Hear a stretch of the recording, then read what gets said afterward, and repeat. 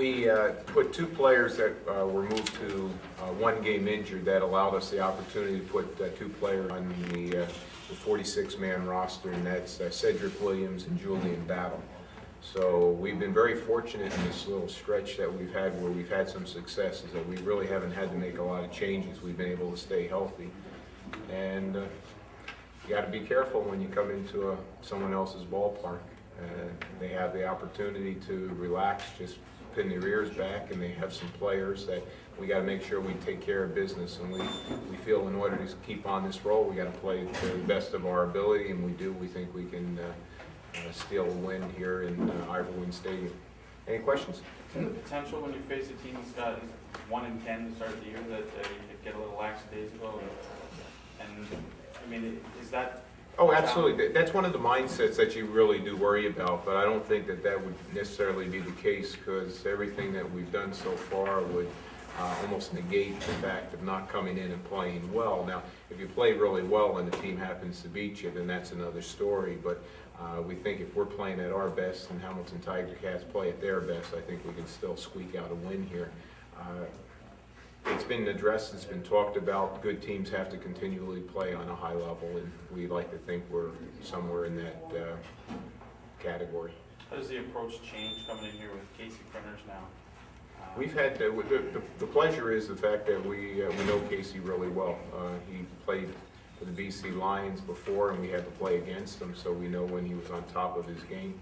It's only a matter of time before he gets on top of his game with the Hamilton Tiger Cats. And so things are, it's not unfamiliar to us. What's unfamiliar to us is what they're going to try to have Casey do here. And again, he hasn't had a lot of time and a lot of reps, so it's limited, but we do know what he does bring to the table. He's very good on the run. He's very athletic quarterback, and our task is not to let him get out of the pocket and try to put some pressure on him and not give him a pre-key on what he might possibly be seeing in the defense. Tom, fair to say you weren't a very good football team early in the season. What's changed? What's been the biggest change? Well, it's very fair to say. I believe that what happened is people settled down into what positions that they were going to play. We didn't get good quarterbacking from our quarterback. Our receivers weren't helping him.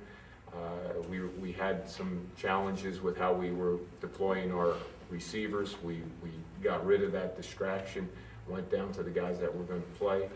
We are a young defensive football team. They now have some CFL experience, and we've now had the opportunity to gather some results. Therefore, your mental state of mind is such that you start believing that you are a good football team, and we're now proving that by going out, playing, and executing. And I think that was all of those little reasons are where we are today.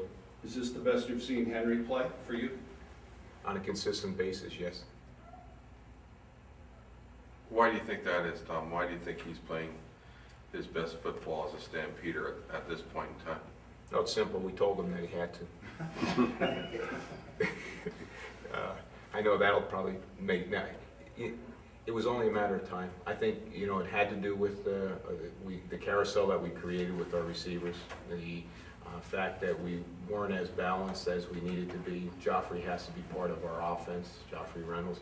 And also, there had to be a buy-in into, even though there was, you know, a new offensive coaching staff that came into place, and even though it was a CFL offense, it still takes some time to get to know one another. And I believe that each week is truly unique because we always add a wrinkle or two, and the athletes know it now. They embellish it. They're looking forward to having a couple of wrinkles, but still fundamentally it's basic. And I think, you know, those would be all the reasons.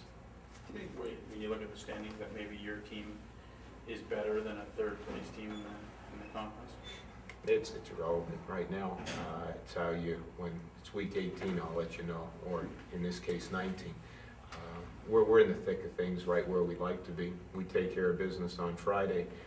We're in second place, no matter what, when the weekend is over, because Saskatchewan and BC get a chance to play one another.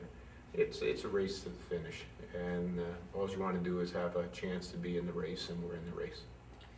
Tom, one of the unique things about this league is that expectations from market to market are so different.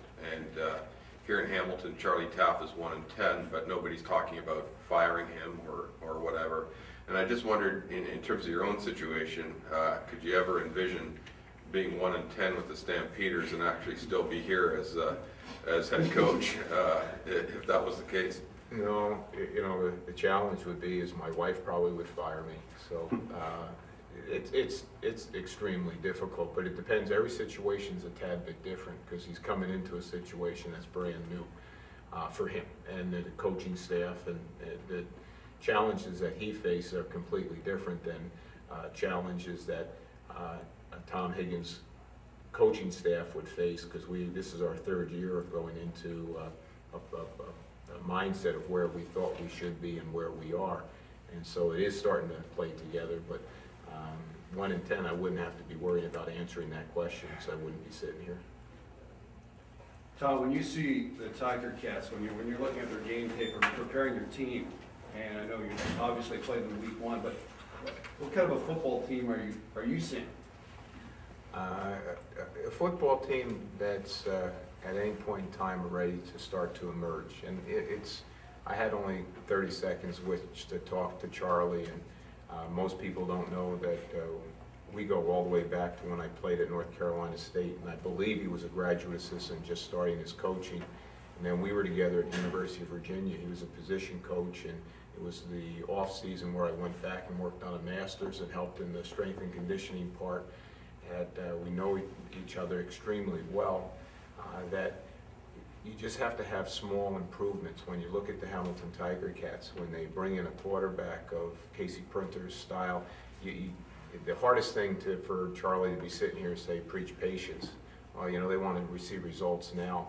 But it's not the results necessarily on the scoreboard that you need to see. You need to see the results of how they line up in practice and how they show some incremental improvements as they line up and play. It can be a dangerous football team because it's at a stage where it can blow anybody apart at any time. You can't take somebody for granted.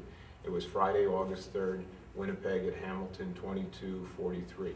It was not a fluke. It was a well-played football game, as the Hamilton Tiger Cats played all year, and they beat a darn good football team. They're hoping to put a couple more of those together and be a spoiler as the season goes on. Now, we're hoping that they can do that, but after Friday.